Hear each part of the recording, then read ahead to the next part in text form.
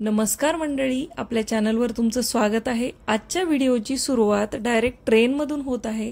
आम्ही जात आहोत नैनितालला दिल्लीवरून। तर सगळ्यात पहिल्यांदा तेजस एक्सप्रेस जी आपली आहे ऑगस्ट क्रांती, तिने आम्ही दिल्लीला गेलो होतो। त्यामध्ये मस्त असं आम्हाला जेवण मिळालं होतं। वरण भात, बटाट्याची भाजी, पनीरची भाजी, दही आणि चपाती असतं मस्त जेवण होतं। जेवण झाल्यानंतर व्हॅनिला आईस्क्रीम सुद्धा मिळाली। मस्त ट्रेनचा आनंद घेत घेत, प्रवासाचा आनंद घेत घेत आम्ही निघालो होतो। तुम्ही बघू शकता आमचं बाळ मस्त इथं प्रवासाचा आनंद घेते। बघत बघत सकाळ झाली। सकाळी आम्ही 9 वाजता दिल्लीला पोहोचलो। अगदी मस्त वाटत होतं। दिल्लीला पोहोचल्यानंतर माझ्या भावाकडे आम्ही तिथे थांबलो। गेल्यानंतर आमच्या बाळाला मामाकडून मस्त असं गिफ्ट मिळालं। दिल्लीला गेलोय आणि छोले भटुरे खाल्ले नाही असं शक्यच नाही। मस्त सकाळी सकाळी दिल्लीचे छोले भटुरे खाल्ले। नंतर 2 दिवस दिल्लीत थांबलो। तिथं सगळीकडे फिरून झाल्यानंतर आम्ही तिसऱ्या दिवशी सकाळी निघालो नैनितालला।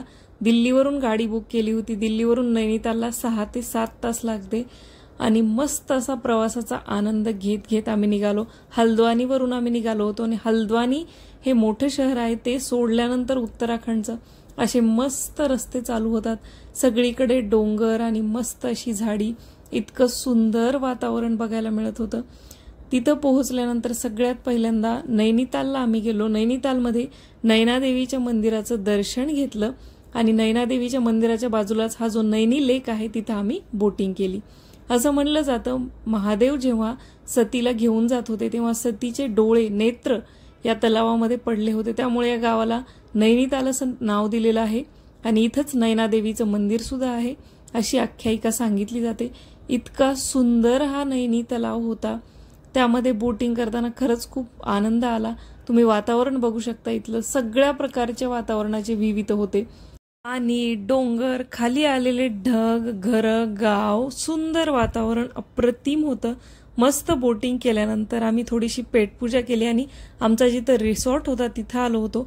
रिसॉर्ट आमचा कैचीधाम आणि नैनितालच्या मधोमध आम्ही बुक केलेला होता, अगदी मस्त वातावरणाचा व्ह्यू येण्यासाठी। तुम्ही बघू शकता इथं आल्यानंतर हे सुंदर वातावरण बघायला मिळालं।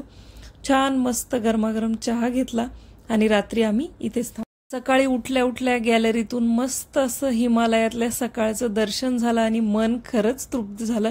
एवढ्या दुरून घर सोडून आपण इतक्या लांब आलोय त्याचं खरंच अगदी मनाला समाधान वाटलं। इतकं सुंदर इथं वाटत होतं, इथंच बसून राहावं असं वाटत होतं। इतकं सुंदर आणि निसर्गरम्य वातावरण, प्रदूषण नाही, गाड्यांचे आवाज नाही, शांतता, स्थिरता आणि फक्त निसर्गाचा आनंद। असा मस्त सकाळी सकाळी निसर्गाचा आनंद घेत घेत, सकाळचा आनंद घेत घेत सकाळी आम्ही तयार झालो आणि गरमागरम चहा पिला। चहा पिऊन झाल्यानंतर आम्हाला पुढच्या प्रवासासाठी जायचं होतं कैचीधामला। शनिवार होता, मस्त योग जुळून आला होता, त्यामुळे कैचीधामचं आम्हाला दर्शन करायचं होतं। बऱ्याच जणांच्या ऐकण्यात असेल कैचीधाम म्हणजेच उत्तराखंडमधील नीमकरोली बाबा इथं वास्तव्याला होते आणि या ठिकाणाचं खूप महत्त्व सांगितलं जातं। खूप जणांना इथले अनुभव सुद्धा आलेले आहेत। ते हनुमानजीचे खूप मोठे भक्त होते। आम्ही जिथं थांबलोय तिथून 25 ते 30 मिनिटावर कैचीधामचं मंदिर होतं।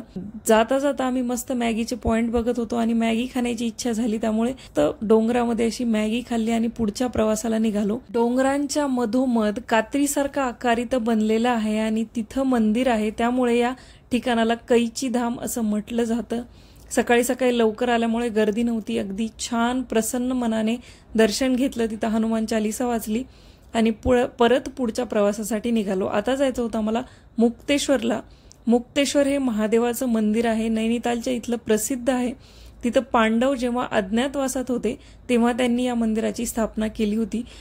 नैनितालमध्ये सगळ्यात जास्त उंचीवर हे मंदिर होतं। तिथं आम्ही पोहोचलो, पण सिंगल रस्ता होता आणि खूप जास्त ट्रॅफिक असल्यामुळे आम्ही तिथून गाडी वापस फिरवली। संध्याकाळी जिथं आम्ही काल राहिलो होतो म्हणजेच नैनितालवरून त्याच रिसॉर्टला मस्त मुक्काम केला।